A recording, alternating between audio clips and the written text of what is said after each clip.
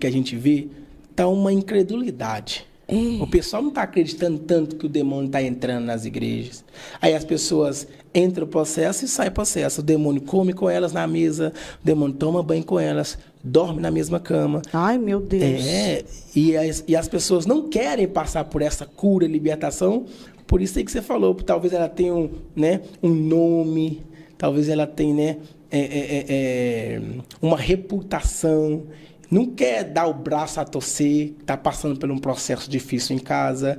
Então, entra, não quer saber se está com demônio ou não, e se está, ela sabendo que está passando por um processo de batalha ou guerra, e demônio entrando dentro delas, no sonho, e elas não procuram ajuda, ou não querem orar, não querem fechar a brecha, não querem renunciar ao pecado. É por isso que acontece isso. Pastor, nós sabemos, porque a Bíblia diz isso, que o pai da mentira é o diabo. É o diabo. Crente mentiroso dá toda a legalidade para o diabo. Então, o que acontece? Existe também os demônios que falam verdades, né? O demônio fala a verdade. Ele não fala a verdade da palavra de Deus. Mas, por exemplo, você vai ver que quando Paulo estava andando no livro de Atos, os demônios começam a olhar e a menina, eis aí os santos homens de Deus, né? Eis aí que prega o caminho da salvação. O demônio falou mentira? Não. Não, porque é o que estava acontecendo. Que era verdade. Só que daí Paulo teve a visão, né? Então, o que eles queriam fazer? Eles queriam manipular Paulo.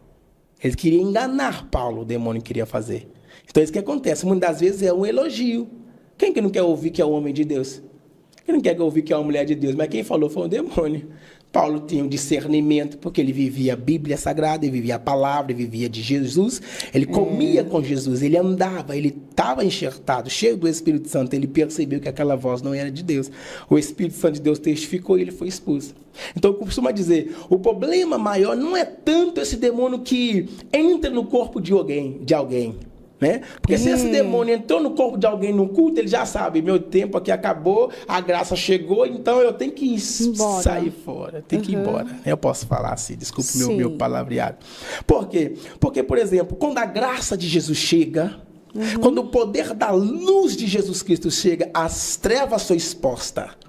Você nem precisa talvez orar para o demônio cair, não, quando você traz Jesus à cena, os demônios já ficam desesperados, tem que ir embora.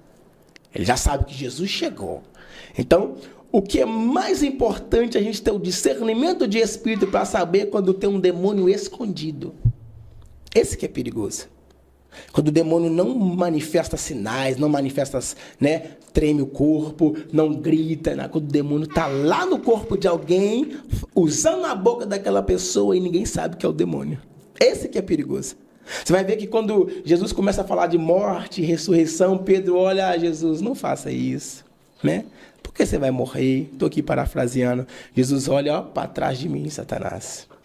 Não, aqui Pegou não. Na hora. Pegou que na era hora. ação do o mesmo Satanás. Pedro que trouxe uma revelação linda, dizendo que ele era o Cristo, Filho de Deus.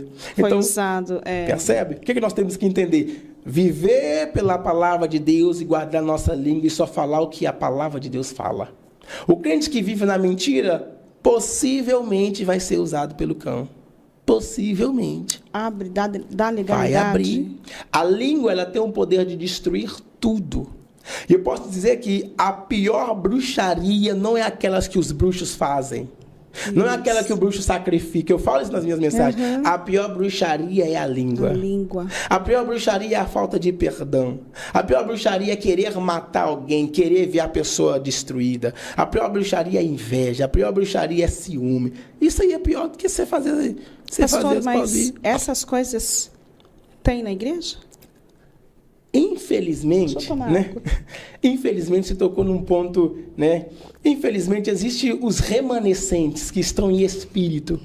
Existe os trigos de Deus. Existe, como na parábola das 10 virgens, existe as prudentes, as que estão cheias do Espírito Santo, que quer Cristo, que quer a salvação, que ama Jesus, que não quer saber de escândalo, de pecado, já renunciou à carne. Existe. E, infelizmente, existe aqueles que estão brincando com as coisas de Deus. Então, existem os infiltrados que tentam barganhar com as coisas de Deus. Então, infelizmente, a gente pode dizer que existe, Mas se existe o falso é porque tem um verdadeiro. Sim, sem dúvida. É o joio e o trigo, né? Percebe? Se existe, né, alguém que gosta de usar a língua para profanar, existe pessoas que querem usar a língua para trazer salvação. Glória a Deus.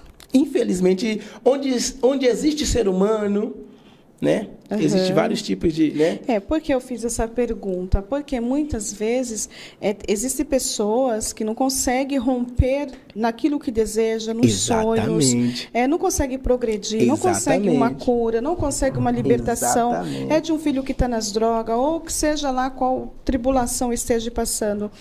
Aí, eu estou falando pelo fato de pessoas que eu conheço, não que alguém me falou. Sim. Que o que os outros me falam, isso não me interessa. Sim, eu claro. vou falar daquilo que eu sei, do que eu vivo, do que eu acompanho. Aleluia. E você vai ver que essa pessoa, ela não progride na vida. Exato. E ela tem esse título, eu sou cristã, eu frequento tal lugar, eu canto, sou ministro de louvor, tenho até uma boa oratória, porque hoje é chique falar oratória, Exato. né? Tem até, mas boa a pessoa boa hermenêutica, uma hermenêutica e tudo mais, tudo esses eutes aí. Exato. Só que quando você vai ver o histórico, longe de mim as críticas, em nome de Jesus, não é isso. Eu estou aqui tirando umas dúvidas à luz da palavra. Fala que eu estou com a palavra na Bíblia. Sim, estou com a Bíblia na mão. Estou com a Bíblia na mão. Isso vai pegar. Hein? Aleluia. Aí a gente vai analisando assim, os históricos da vida da pessoa. A pessoa está com ódio de outra pessoa de dentro de casa. Exato. E não perdoa porque a outra pessoa que a acusou, mas a outra pessoa não tem tanto alicerce nas coisas de Deus quanto essa pessoa que tem, mas essa daqui não quer perdoar a outra. Então. Ou então, tipo assim, compra um monte de coisa escondido e é mentira e diz que não comprou. Tudo isso atrai esses espíritos para que essa pessoa viva assim, patinando. Exatamente. Né? Cadeias espirituais, né? Cadeias espirituais. Isso é legalidade? Exato. A pessoa que não consegue perdoar alguém, não consegue perdoar uma ofensa, né? Ela prende o coração dela, porque o coração do homem é o ponto de contato com Deus, né? Se ela tem algum ressentimento, tem alguma porta aberta, né? Faz fofoca da vida dos outros, se levanta contra alguém, fala mentira, ou vê que o irmão caiu, já é o primeiro a expor o irmão, e quer ver o irmão sempre, né? Quer ver a pessoa sempre, né, caída, prostrada. O demônio já sabe. O demônio olha para ele assim, então você é desses aí, então você é dos meus. É assim que eu sou. Jesus tem poder. É assim que o demônio fala. Exatamente. Eu, por exemplo, já passei por ofensas assim, dentro, né, do contexto na igreja, que eu descobri que todas as pessoas que sofrem por esse tipo de processo não podem carregar essas ofensas, não pode, libera o perdão. Oh Deus, fez isso comigo, mas eu entrego nas suas mãos, e eu não vou perder a minha comunhão com o Senhor por causa disso. Ou levar esse cargo, né? Entendeu? Porque ele pesa, né? Então, isso pesa, e é tão sério que, por exemplo, tem pessoas que não conseguem atingir níveis grandes na vida, não conseguem cumprir o propósito que Deus tem, porque está guardando o passado, está guardando o ressentimento que aconteceu. Está guardando uma ofensa, não perdoa, tem inveja de alguém. Então, isso aí traz para ela mesma pode profetizar palavras contra ela, talvez nem é tanta bruxaria, talvez nem é tanto demônios. Igual já aconteceu de Deus dar a graça de orar por alguém, e ela veio dizendo que está passando por um processo assim difícil, quer morrer, quer suicidar. Tem uma foto, né, que o senhor fez num culto de libertação. Sim, é dentro desse contexto que o senhor está falando, né? Exato. A produção pode colocar ali que ele está falando de uma situação verídica, porque tudo que o nosso pastor está trazendo aqui é à luz da palavra. Alguns ele cita versículo, outros ele viveu e outros a gente pesquisou. Aleluia. Porque aqui é verdade. Exatamente. Né? Ninguém é 100% dono da verdade. Exatamente. Nós estamos falando do dono da verdade. Exatamente. E nós tentamos. Exatamente. O que eu quero dizer a todos os meus irmãos inscritos, que ninguém aqui é mais santo do que ninguém. Não, nada a Bíblia mesmo. diz que aquele que está de pé, cuidado para que não caia. Exatamente. Então, todos nós estamos sujeitos a escorregar, mas temos que ter isso em mente, que Cristo é aquele que está conosco todos os dias. Aí ele estava em um culto né? Lá na igreja de Belo Horizonte, é o senhor que está ali com a mão na cabeça da menina? Sim, sou eu. É. Só que não é essa moça. Essa moça teve outro caso difícil que Deus libertou também. Libertou? Libertou. Foi muito forte o caso dela.